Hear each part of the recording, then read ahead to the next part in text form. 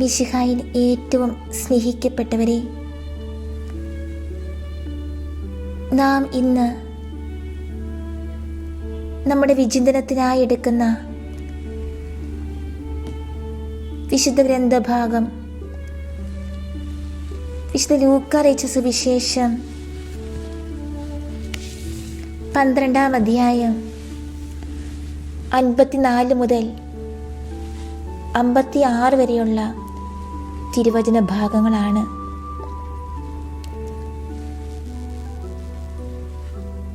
ഈ വചനഭാഗത്തിലൂടെ കർത്താവ് നമ്മോട് പറയുന്നത് ദൈവത്തിൻ്റെ സാമീപ്യം നാം വിവേചിച്ചറിയണം എന്നാണ്. നമുക്ക് ഈ വചനഭാഗം ശ്രദ്ധാപൂർവം ശ്രവിക്കാം. അവൻ ജനക്കൂട്ടത്തോട് പറഞ്ഞു, പടിഞ്ഞാറ് മേഘം ഉയരുന്നത് കണ്ടാൽ മഴ വരുന്നു എന്ന് നിങ്ങൾ പറയുന്നു. അങ്ങനെ സംഭവിക്കുകയും ചെയ്യുന്നു. തെക്കൻ കാറ്റടിക്കുമ്പോൾ അത്യുക്ഷണം ഉണ്ടാകും എന്ന് നിങ്ങൾ പറയുന്നു. അത് സംഭവിക്കുന്നു. കപടനാട്യക്കാരെ, ഭൂമിയുടെയും ആകാശത്തിനെയും ഭാവഭേദം വ്യാഖ്യാനിക്കാൻ നിങ്ങൾക്കറിയാം. എന്നാൽ ഈ കാലത്തെ വ്യാഖ്യാനിക്കാൻ നിങ്ങൾക്ക് അറിയാത്തത് എന്തുകൊണ്ട്? ചില പ്രത്യേക ദിശയിൽ നിന്നും മേഘങ്ങൾ ഉയരുന്നതും ചില പ്രത്യേക രീതിയിൽ കാറ്റ് വീശുന്നതും തുടങ്ങി അന്തരീക്ഷത്തിലുണ്ടാകുന്ന വ്യതിയാനങ്ങളെ ആസ്പദമാക്കി വരാൻ പോകുന്ന കാലാവസ്ഥയെക്കുറിച്ച് ഏറെക്കുറെ ധാരണകൾ ഉണ്ടാക്കാൻ എല്ലാ കാലങ്ങളിലും മനുഷ്യർക്ക് കഴിഞ്ഞിരുന്നു. ഇന്നത്തെ വചനഭാഗത്തിൽ ഈശോ പരിസ്ഥിതിയിലെ അടയാളങ്ങളെ വിവേചിച്ചറിഞ്ഞ് ജീവിതത്തിൽ വിവേകപൂർണമായ തീരുമാനങ്ങളും മുൻകരുതലുകളും എടുക്കാൻ മനുഷ്യർക്കുള്ള കഴിവിനെ ചൂണ്ടിക്കാട്ടി യഹൂദജനത്തെ കുറ്റം വിധിക്കുകയാണ്.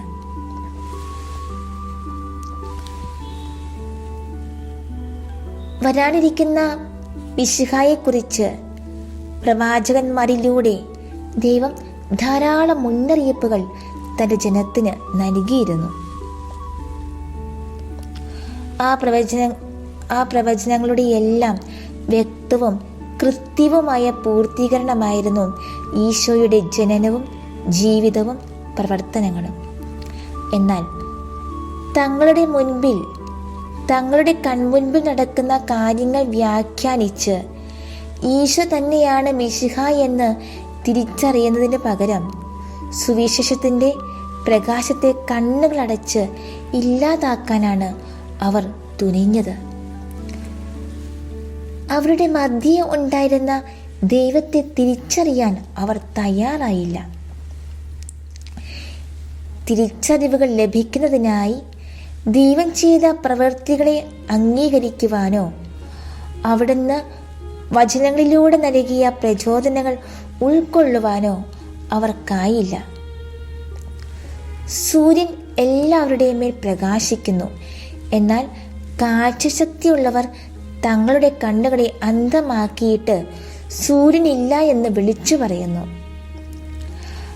ആർക്കെങ്കിലും സൂര്യപ്രകാശം കാണുവാൻ സാധിക്കുന്നില്ലെങ്കിൽ അതിനർത്ഥം സൂര്യൻ ഇല്ല എന്നല്ല, അവരുടെ കണ്ണുകൾക്ക് എന്തോ തകരാറുണ്ട് എന്നാണ് എന്ന് ദൈവത്തെ കാണാനോ തിരിച്ചറിയാനോ സാധിക്കാത്തവരുടെ അവസ്ഥയെക്കുറിച്ച് അന്ത്യോക്യയിലെ വിശുദ്ധ തെയോഫിലോസ് പറയുന്നു. 2000 വർഷം മുൻപ് എന്നതുപോലെ നമ്മുടെ ഇന്നത്തെ ലോകത്തിലും ദൈവത്തിൻ്റെ സജീവ സാന്നിധ്യമുണ്ട്.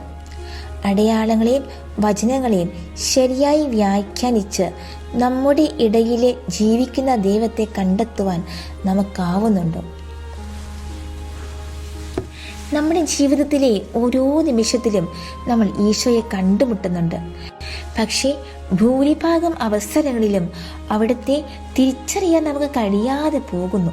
നമ്മുടെ എല്ലാ വിധത്തിലുമുള്ള ജീവിത സാഹചര്യങ്ങളിലൂടെയും ഈശോ നമ്മെ സമീപിക്കുന്നു.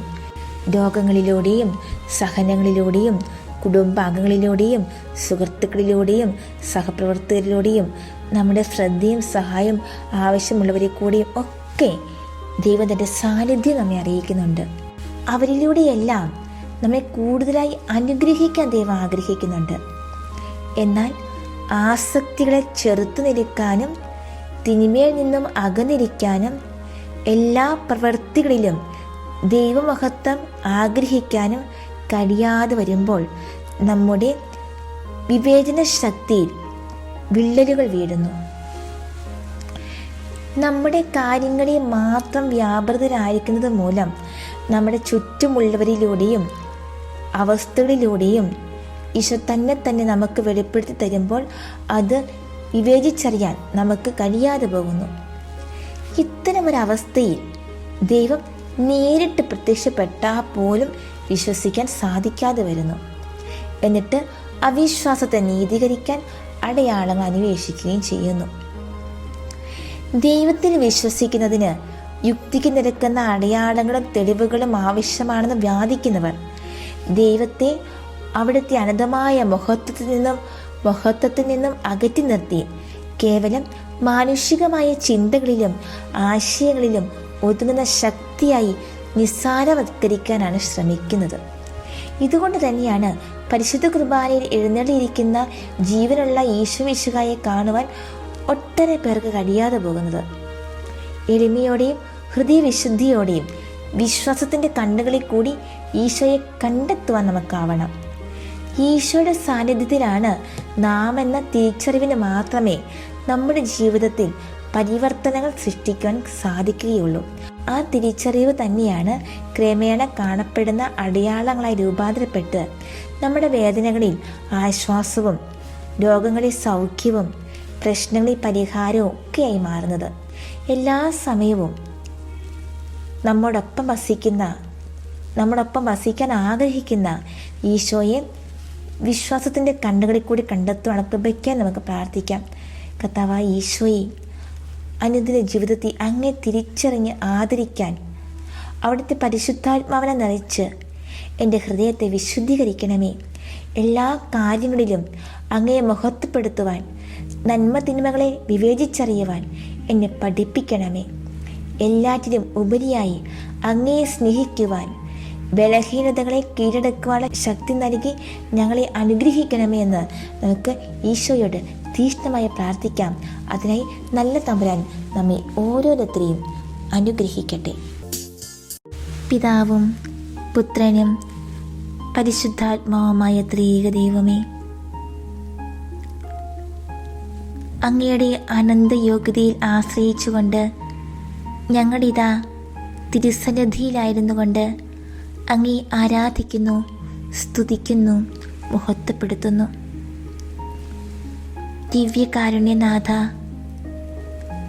ഞങ്ങൾ ഈ നിമിഷങ്ങളിൽ ധ്യാനിക്കുകയായിരുന്നു. ഏതു സാഹചര്യങ്ങളിലും അങ്ങയുടെ സാന്നിധ്യം തിരിച്ചറിയുവാനുള്ള വിവേകം ഞങ്ങൾക്ക് ലഭിക്കണമെന്ന്. ഈശോയെ, വിശുദ്ധ ഗ്രന്ഥഭാഗങ്ങളിലൂടെ കടന്നു പോകുമ്പോൾ അങ്ങയുടെ സാന്നിധ്യം ഏറ്റവും നിറഞ്ഞു നിന്ന, അങ്ങയുടെ ദൈവകാരുണ്യം ഏറ്റവും കൂടുതൽ നിറഞ്ഞു നിന്ന മരുഭൂമി അനുഭവങ്ങളിലായിരിക്കുവാനായിട്ട് ഞങ്ങൾ ഈ നിമിഷങ്ങളിൽ ആഗ്രഹിക്കുകയാണ്. അങ്ങയുടെ പരസ്യ ജീവിതം ആരംഭിക്കുന്നതിന് മുൻപ് തന്നെ ഒരു മരുഭൂമി അനുഭവത്തിലായിരുന്നു. ഈശോയെ, ഈ നോമ്പ് കാലത്തിലൂടെ ഞങ്ങൾ കടന്നു പോകുമ്പോൾ ഞങ്ങളും ഒരു മരുഭൂമി അനുഭവത്തിലായിരിക്കുവാൻ, മരുഭൂമി അനുഭവങ്ങളിൽ നിറയുന്ന ദൈവകരുണയെ അനുഭവിച്ചറിയുവാൻ, ആസ്വദിക്കുവാൻ ഞങ്ങൾ ആഗ്രഹിച്ച് അങ്ങയുടെ തിരുസന്നിധിയിലായിരിക്കുന്നു.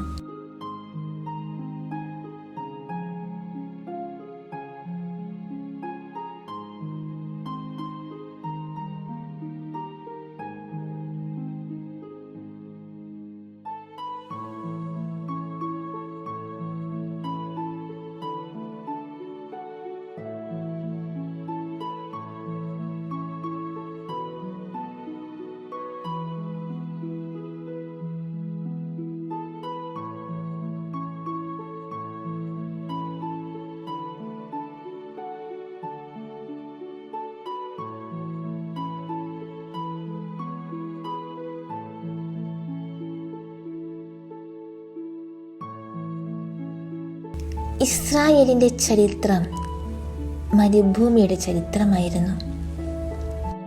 നിയമാവർത്തന പുസ്തകത്തിൽ വായിക്കുന്നുണ്ട്, ശൂന്യത ഓരിയിടുന്ന ഈ മണലാരണ്യത്തിൽ ദൈവം അവരെ തീറ്റിപ്പൂറ്റി, അവരെ നയിച്ചു.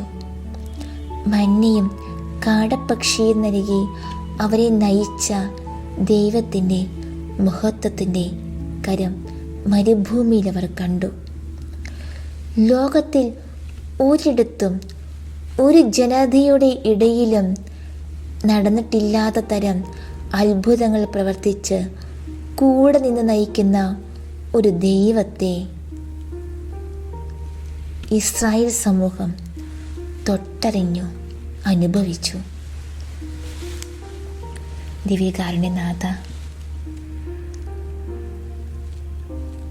ഞങ്ങളുടെ ജീവിതങ്ങളിലെ മരുഭൂമി അനുഭവങ്ങളിൽ അങ്ങ് ഞങ്ങൾക്ക് മന്നയായും കാടപ്പക്ഷിയായും അത്ഭുതങ്ങൾ പ്രവർത്തിച്ച് ഞങ്ങൾക്ക് അസാധ്യമെന്ന് തോന്നുന്ന കാര്യങ്ങളിലും സാധ്യമായി വന്ന് ഞങ്ങളെ അനുഗ്രഹിച്ച് ആശീർവദിക്കണമേ.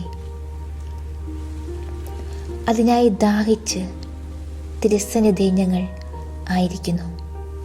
മോശയും അഹറോനും ജീവിച്ച മരുഭൂമി, അവർക്ക് ദൈവിക ദർശനം ലഭിച്ച മരുഭൂമി, വാഗ്ദത്ത നാട് സ്വന്തമാക്കാൻ ജോഷ്വായുടെ നേതൃത്വത്തിൽ മരുഭൂമി നടത്തിയ പടയോട്ടങ്ങൾ, ന്യായാധിപന്മാരും സാമുവേലും പ്രവാചകന്മാരും ദൈവസ്വരത്തിന് കാതോർത്ത മരുഭൂമി, ഏലിയായും എലീശായും അത്ഭുതങ്ങൾ പ്രവർത്തിച്ച ജെറീക്കോ സമതലം, കാർമൽ മല, തൻ്റെ മക്കൾക്ക് ചുറ്റും സംരക്ഷണത്തിൻ്റെ വേലിക്കെട്ടുമായി 10 പ്രമാണത്തിൻ്റെ സംരക്ഷണ കവചവുമായി ദൈവം ഇറങ്ങി വന്ന മരുഭൂമി, സീനായി മല. മരുഭൂമിയിൽ ജീവിച്ചവരെല്ലാം ശക്തന്മാരായി. കാരണം അവിടെ ദൈവമല്ലാതെ മറ്റൊരാശ്രയം അവർക്കില്ലായിരുന്നു. വിശന്നപ്പോഴും ദാഹിച്ചപ്പോഴും അവർ നോക്കിയത് ദൈവമുഖത്തേക്കായിരുന്നു.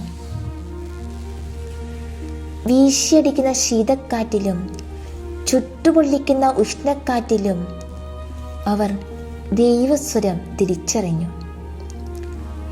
മലനിരകളിലെ ഗുഹകളിലും സമതലങ്ങളിലെ കൂടാരങ്ങളിലും അവർ ദൈവത്തോടൊത്ത് പാർത്തു.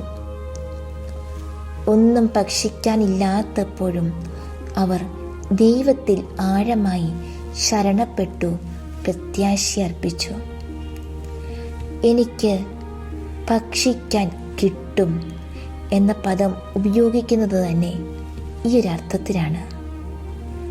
ഈ സ്ഥലം സംരക്ഷണത്തിൻ്റെ സ്ഥലമാണ്. It's A divine place of protection. ഈ മരുഭൂമി നമുക്കായിരിക്കാം.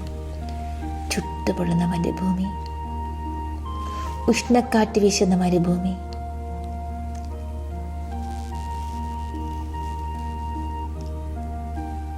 ഈ അനുഭവത്തിലാണ് ദൈവം നമുക്കായി കൂടുതൽ പ്രവർത്തിക്കുന്നത്.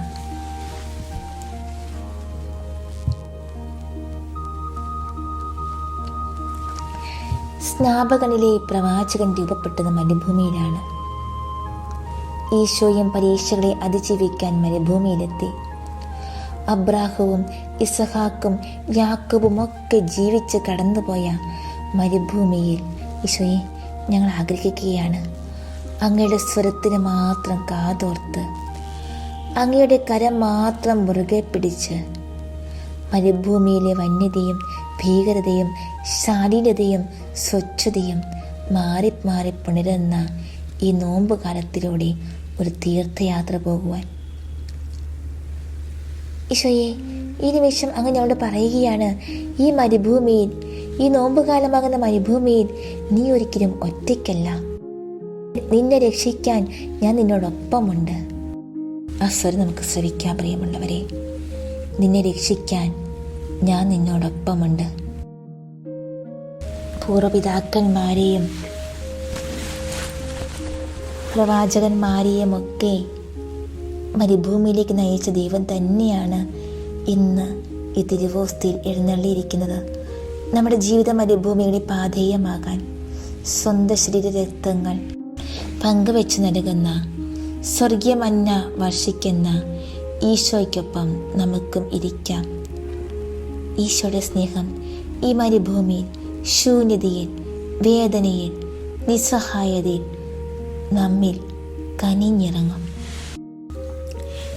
ഈ നിമിഷങ്ങളിൽ നമ്മൾ ഈശോയുടെ പീഡാനുഭവ അനുസ്മരിച്ചുകൊണ്ട് നമുക്ക് പ്രാർത്ഥിക്കാം. പിതാവായ ദൈവമേ, പ്രപഞ്ച സൃഷ്ടാവേ,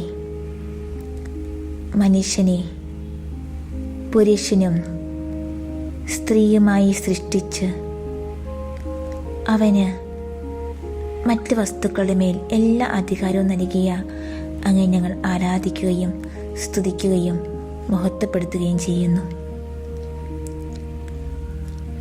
മനുഷ്യരക്ഷയ്ക്ക് വേണ്ടി അബ്രാഹാം, ഇസഹാക്ക്, യാക്കോബ് എന്നീ പൂർവ്വപിതാക്കന്മാരിലൂടെ സ്വന്തം ജനതയായി ഇസ്രായേലിന് രൂപം കൊടുക്കുകയും മോശ വഴി അവർക്ക് 10 കൽപ്പനകൾ നൽകുകയും ന്യായാധിപന്മാർ, രാജാക്കന്മാർ, പ്രവാചകർ എന്നിവരിലൂടെ ആ ജനതയെ നയിക്കുകയും മാനവകുലം മുഴുവൻ രക്ഷ ലഭിക്കുന്നതിനായി തൻ്റെ ഏകജാതനായ ഈശോ മിശിഹായെ ദാനമായി നൽകുകയും ചെയ്ത പരമപിതാവായ ദൈവമേ, ഞങ്ങളങ്ങേ കുമ്പിട്ടാരാധിക്കുന്നു. സ്വപുത്രന് മനുഷ്യനായി അവതരിക്കാൻ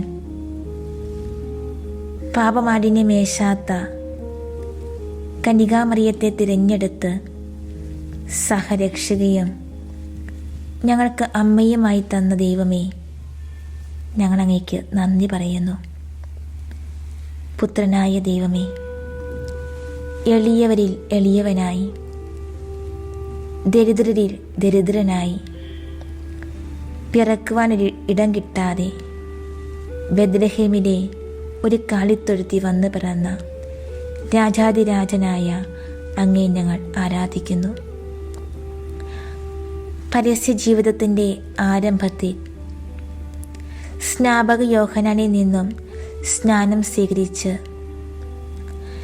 40 ദിനരാത്രങ്ങൾ ഉപവാസത്തിലും പ്രാർത്ഥനയിലും ചെലവഴിച്ച് പിശാചിൻ്റെ പരീക്ഷണങ്ങളിൽ വിജയം വരിച്ച് പിതാവ് ഏൽപ്പിച്ച തൻ്റെ രക്ഷാകര ദൗത്യം ആരംഭിച്ച ഈശോനാഥ, ഞങ്ങളുടെ ഓരോ പ്രവൃത്തികളും ജീവിത വിശുദ്ധിയോടും പ്രാർത്ഥനയോടും കൂടി ആരംഭിക്കുവാനുള്ള കൃപാവരം തരണമേ. അനാഥരോടും ദരിദ്രരോടും രോഗികളോടും പാപികളോടും കരുണ കാണിച്ച ഈശോനാഥ, പാപിയായി ഞങ്ങളോട് കരുണയായിരിക്കണമേ. പാപികളായി ഞങ്ങളോട് കരുണയായിരിക്കണമേ. ഏത് പ്രതിസന്ധി ഘട്ടങ്ങളെയും ധീരതയോടെ നേരിടുവാനും പ്രത്യാശ കൈവിടാതെ ദൈവിക പദ്ധതിയുടെ പൂർത്തീകരണത്തിനായി കാത്തിരിക്കുവാനും ഞങ്ങളെ ശക്തരാക്കണമേ. പരിശുദ്ധാത്മാവായ ദൈവമേ, എഴുന്നള്ളി വരണമേ. ഈശോയുടെ ജ്ഞാനസ്നാന സമയത്ത് പ്രാവിൻ്റെ രൂപത്തിൽ എഴുന്നള്ളി വന്ന പരിശുദ്ധാത്മാവായ ദൈവമേ, ഞങ്ങളങ്ങേ ആരാധിക്കുന്നു. പെന്തക്കുസ്ത ദിനം പ്രാർത്ഥന നിരതരായിരുന്ന പരിശുദ്ധ മാതാവിൻ്റെ മേലും ശ്രീഹന്മാരുടെ മേലും തീനാവുകളുടെ രൂപത്തിൽ എഴുന്നള്ളി വന്ന് വിവിധ വരങ്ങളാൽ ശക്തിപ്പെടുത്തിയ അങ്ങയെ ഞങ്ങൾ ആരാധിക്കുകയും സ്തുതിക്കുകയും മഹത്വപ്പെടുത്തുകയും ചെയ്യുന്നു. ജീവനും പ്രകാശവുമായി കടന്നു വരുന്ന പരിശുദ്ധാത്മാവായ ദൈവമേ, അവിടുത്തെ ദിവ്യപ്രകാശമയച്ച് എന്നെ ജ്വലിപ്പിക്കുകയും ശക്തിപ്പെടുത്തുകയും എല്ലാവിധ വരങ്ങളും ദാനങ്ങളും ഫലങ്ങളും നൽകി ഞങ്ങളെ അനുഗ്രഹിക്കുകയും ചെയ്യണമേ. ഈശോയെ, ഞങ്ങൾ അങ്ങേക്ക് ചമട്ടിയടി ഏൽപ്പിക്കപ്പെട്ട മുൾമുടി ധരിപ്പിക്കപ്പെട്ട നിമിഷങ്ങളെ ധ്യാന വിഷയമാക്കുകയാണ്. ദേവപിതാവിൻ്റെ വാത്സല്യം നിറഞ്ഞ അമൂല്യമായ സ്നേഹം മക്കളായ നാം എല്ലാം അനുഭവിച്ചറിയുന്നതിന് ലോകത്തിന് പിതാവായ ദൈവം സമ്മാനിച്ച പ്രിയപുത്രൻ സ്വയം ബലിവസ്തുവായി ഇതാ പീലാത്തോസിന്റെ മുൻപിൽ നിൽക്കുന്നു.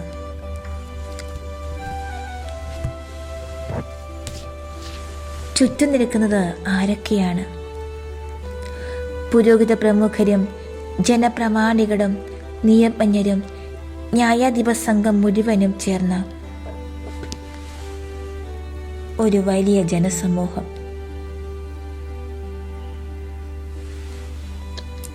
അവർ ഉച്ചത്തിൽ ആക്രോശിക്കുന്നു, അവനെ ക്രൂശിക്കുക, അവനെ ക്രൂശിക്കുക.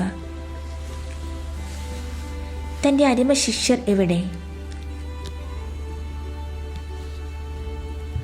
അവിടുത്തെ അത്ഭുത പ്രവർത്തികൾ കണ്ടവരും അവയുടെ ഫലം അനുഭവിച്ചവരും ഇപ്പോൾ എവിടെ? ഈശോയ്ക്ക് വേണ്ടി വാദിക്കാൻ ആരുമില്ല. പീലാത്തോസിനും യേശുവിൽ ഒരു കുറ്റവും കാണാൻ കഴിഞ്ഞില്ല. റോമൻ രീതി അനുസരിച്ച് ഈശോയ്ക്ക് ചമട്ടിയടി നൽകി വിട്ടയക്കാൻ പീലാത്തോസ് കൽപ്പന നൽകി. രോഷാകുലരായ ജനങ്ങളുടെ മധ്യത്തിലൂടെ ഭടന്മാർ ഈശോയെ ചമട്ടികൊണ്ട് അടിക്കുന്നതിനായി കൊണ്ടുപോയി. ഇതാ മനുഷ്യത്വരഹിതമായ രീതിയിൽ പീഡകൾ ആരംഭിക്കുന്നു. ഏറ്റവും വലിയ കുറ്റവാളികളെ ശിക്ഷിക്കുന്ന തൂണിൽ അവിടത്തെ ബന്ധിച്ചു.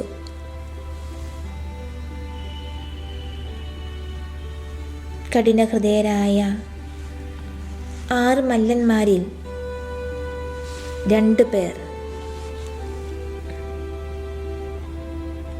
ഈശോയെ ചമ്മട്ടി കൊണ്ട് മൃഗീയമായ രീതിയിൽ തലങ്ങും വിലങ്ങും അടിക്കുവാൻ തുടങ്ങി. സത്യദൈവവും സത്യമനുഷ്യനുമായ ദേവപുത്രൻ ഈശോ മർദ്ദനമേറ്റ് പൊളഞ്ഞു. അവിടുന്ന് സഹിച്ച കഠോര വേദനകൾ സകല ചരാചരങ്ങളുടെയും മേൽ ദൈവിക ചൈതന്യമായി അന്തരീക്ഷത്തിൽ അലയടിച്ചു. മനുഷ്യകുലത്തിൻ്റെ മുഴുവൻ പാപങ്ങൾ ക്ഷമിക്കണമേ എന്ന് ദിവ്യനാഥൻ പിതാവിനോട് നിരന്തരം പ്രാർത്ഥിച്ചുകൊണ്ടിരുന്നു. പുരോഹിത പ്രമുഖന്മാരുടെ സേവകർ പീഡകരെ സമീപിച്ച് അവർക്കുള്ള പണവും വീര്യമുള്ള ലഹരി പാനീയവും കൊടുത്ത് അവരുടെ ക്രൂരത 10 മടങ്ങ് വർദ്ധിപ്പിച്ചു. അവർ ക്ഷീണിച്ചപ്പോൾ വേറെ 2 പേർ വന്ന് ഉഗ്രകോപത്തോടെ ഈശോയെ പ്രഹരിച്ചു. മുള്ളുകൾ നിറഞ്ഞ കുടുക്കുകളും കീറലുകളുമുള്ള ഒരു തരം വടിയാണ് ഈശോയെ അടിക്കുന്നതിന് അവർ ഉപയോഗിച്ചത്. ആ പാവന ശരീരം അടിയേറ്റ് കീറി മുറിയുകയും രക്തം ധാരധാരയായി ഒഴുകുകയും ചെയ്തു. വേദനയുടെ ഇടയിലും ഈശോ മറ്റുള്ളവർക്ക് വേണ്ടി പ്രാർത്ഥിച്ചുകൊണ്ടിരുന്നു. മറ്റ് 2 പേർ കടന്നു വന്ന് പിന്നെയും പീഡനം ആരംഭിച്ചു. ഇവരുടെ ചമട്ടികൾ നേരിയ ഇരുമ്പ് ചങ്ങലകൾ കൊണ്ടുള്ളതും ആഴമേറിയ മുറിവുകൾ ഉണ്ടാക്കുന്നതും ഓരോ അടിക്കും മാംസം ചിന്തിപ്പൊടിഞ്ഞ് പോരത്തക്ക വിധം ഇരുമ്പ് കൊളുത്തുകൾ പിടിപ്പിച്ചവയുമായിരുന്നു. ഈശോയെ തിരിച്ചു നിർത്തി പിൻഭാഗം തൂണിനോട് ചേർത്ത് ബന്ധിച്ച ശേഷം ആ 2 പേർ ചമട്ടിയെടുത്ത് മാറി മാറി അവിടുത്തെ മുഖത്തും ദേഹത്തും ഇടതടവില്ലാതെ അടിച്ചു. ഓ, ആ ദൃശ്യം എത്ര ഹൃദയഭേദകം! കരയാതെ, പരിഭവിക്കാതെ, പിറുപിറുക്കാതെ ആ പീഡകളെല്ലാം അവൻ ശരീരത്തിൽ ഏറ്റെടുത്തു. നിണമണിഞ്ഞ കണ്ണുകൾ കൊണ്ട് അവിടുന്ന് അവരെ നോക്കി. അവന് ക്ഷീണിതനായി. ഈശോ പ്രഹരമേറ്റുകൊണ്ടിരുന്ന സമയത്ത് മാലാഹമാർ പല പ്രാവശ്യം അവിടുത്തെ സമീപിച്ച് ശക്തിപ്പെടുത്തിക്കൊണ്ടിരുന്നു. ദിവ്യകുമാരനെ ബന്ധിതനാക്കി അതികഠിനമായ ചമട്ടിയടി നൽകിയ സമയം മുഴുവൻ പരിശുദ്ധ അമ്മ വേദന സ്വന്തമാക്കുകയായിരുന്നു. ഈശോയെ മുൾമുടി ധരിപ്പിച്ച രീതി കണ്ടു നിൽക്കുവാൻ സാധിക്കാത്ത വിധം അത്ര കഠോരമായിരുന്നു. മുറിവുകളെല്ലാം തുറക്കപ്പെടുമാറ് ഈശോയുടെ ഉടുപ്പ് അവർ വലിച്ചൂരി പകരം മുട്ടോളം എത്തുന്ന ചുവന്ന ഒരു മേൽക്കുപ്പായം ധരിപ്പിച്ചു. കൂർത്ത മുള്ളുകളുള്ള 3 ശിഖരങ്ങൾ തമ്മിൽ മെടഞ്ഞുണ്ടാക്കിയ മുൾമുടി ശിരസിൽ ആഞ്ഞമർത്തി വെച്ച് ഒരു രാജാവിനെ വാടിക്കുന്ന രീതിയിൽ നീളമുള്ള ഒരു ഞാങ്ങണ കയ്യിൽ പിടിപ്പിച്ചു. അതിനുശേഷം ഞാങ്ങണ പിടിച്ചു വാങ്ങി തലക്കടിച്ചു. രക്തം കണ്ണുകളിലേക്ക് ഒഴുകി വീണു. അവർ അവിടുത്തെ മുമ്പിൽ മുട്ടുകുത്തി യഹൂദന്മാരുടെ രാജാവേ സ്വസ്തി എന്ന് പറഞ്ഞ് പരിഹസിക്കുകയും പ്രഹരിക്കുകയും മുഖത്ത് തുപ്പുകയും ചെയ്തു. ഈശോയെ പിടിച്ചിരുത്തിയ ഇരിപ്പിടം മറിച്ചിട്ട് അവിടുത്തെ തള്ളിയിടുകയും ബലമായി വലിച്ചെഴുന്നേൽപ്പിച്ച് വീണ്ടും അതേ സ്ഥിതിയിൽ ഇരുത്തുകയും ചെയ്തു. തനിക്ക് ഏൽക്കേണ്ടി വന്ന പ്രഹരങ്ങളാൽ പനി ബാധിച്ച ഈശോയ്ക്ക് അതികഠിനമായി ദാഹിച്ചു. അവിടുത്തെ ശരീരം വിറച്ചുകൊണ്ടിരുന്നു. മാംസം കീറി മുറിഞ്ഞു. നാവ് വരണ്ടുണങ്ങി. മുഖത്തേക്ക് ഒഴുകിയിറങ്ങിയ ശിരസിലെ രക്തം മാത്രം അവിടുത്തെ വരണ്ട ചുണ്ടുകളെ നനച്ചു. ഈശോയെ വീണ്ടും അവർ പീലാത്തോസിന്റെ അരമനയിലേക്ക് കൊണ്ടുപോയി.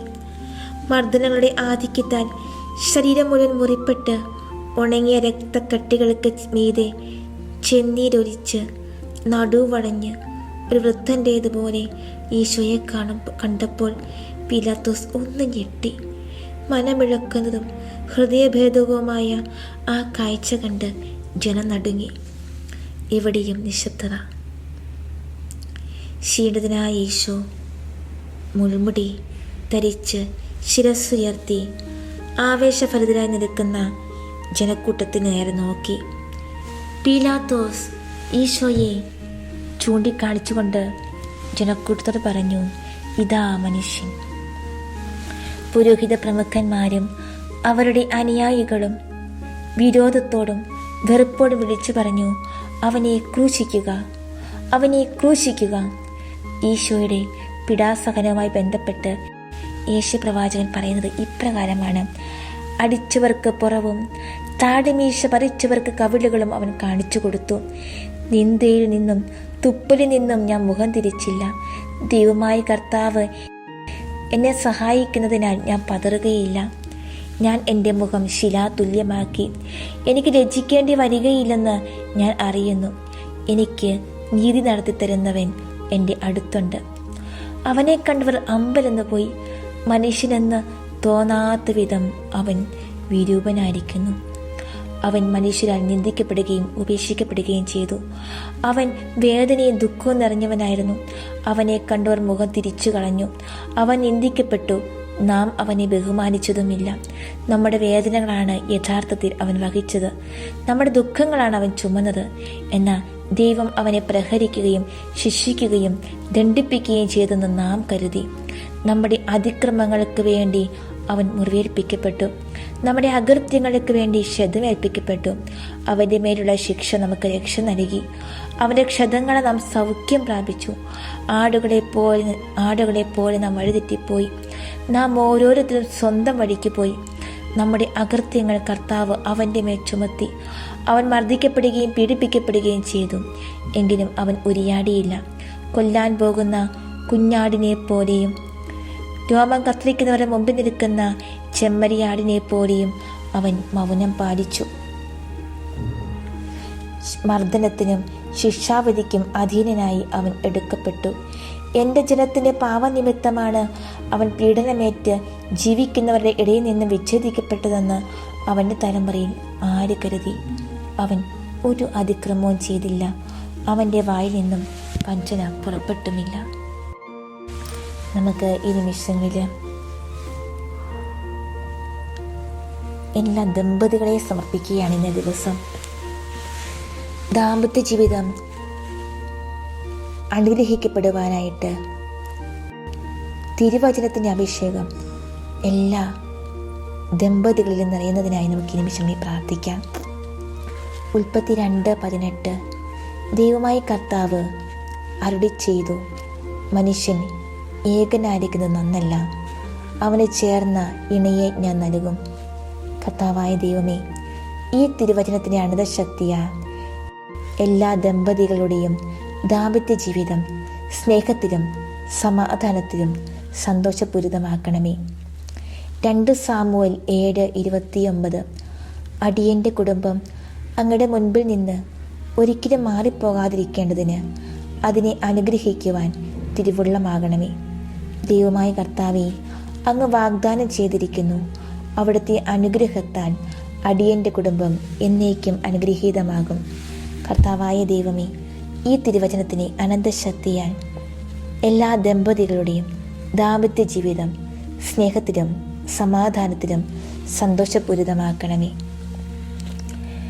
മർക്കോസ് 10:6-9 വരെയുള്ള തിരുവചനങ്ങൾ. സൃഷ്ടിയുടെ ആരംഭം മുതലേ ദൈവം അവനെ പുരുഷനും സ്ത്രീയുമായി സൃഷ്ടിച്ചു.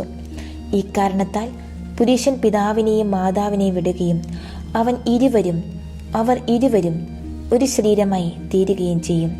പിന്നീടൊരിക്കലും അവർ രണ്ടല്ല, ഒറ്റ ശരീരമായിരിക്കും. അതിനാൽ ദൈവം സംയോജിപ്പിച്ചത് മനുഷ്യൻ വേർപെടുത്താതിരിക്കട്ടെ. കർത്താവായ ദൈവമേ, ഈ തിരുവചനത്തിൻ്റെ അനന്തശക്തിയാൽ എല്ലാ ദമ്പതികളുടെയും ദാമ്പത്യ ജീവിതം സ്നേഹത്തിലും സമാധാനത്തിലും സന്തോഷപൂരിതമാക്കണമേ. സഭാപ്രസംഗകൻ 4-ാം അധ്യായം 9-10 തിരുവചനങ്ങൾ.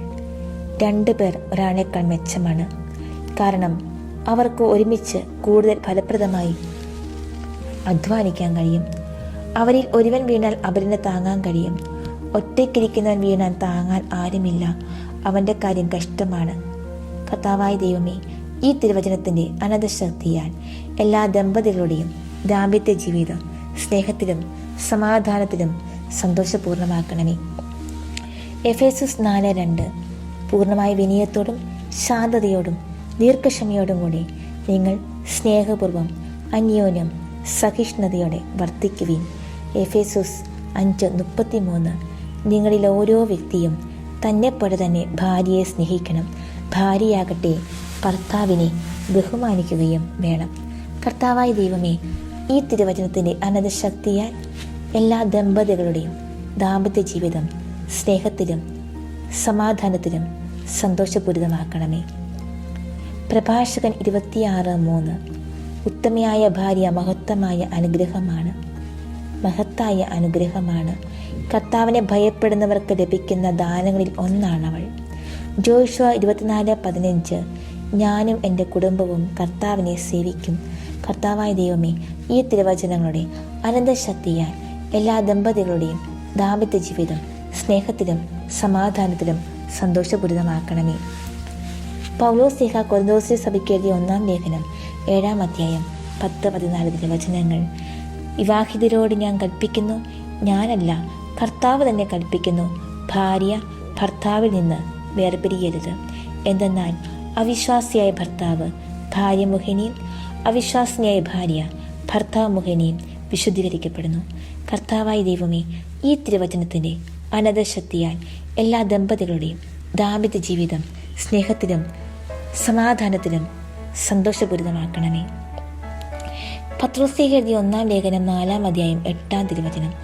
സർവോപരി നിങ്ങൾക്ക് ഗാഢമായ പരസ്പര സ്നേഹം ഉണ്ടായിരിക്കട്ടെ. കാരണം സ്നേഹം നിരവധി പാപങ്ങളെ മറയ്ക്കുന്നു. കർത്താവായ ദൈവമേ, ഈ തിരുവചനത്തിൻ്റെ അനന്തശക്തിയാൽ എല്ലാ ദമ്പതികളുടെയും ദാമ്പത്യ ജീവിതം സ്നേഹത്തിലും സമാധാനത്തിലും സന്തോഷപൂരിതമാക്കണമേ. വിശുദ്ധ മത്തായി അറിയിച്ച സുവിശേഷം 19-ാം അധ്യായം 6-ാം തിരുവചനം.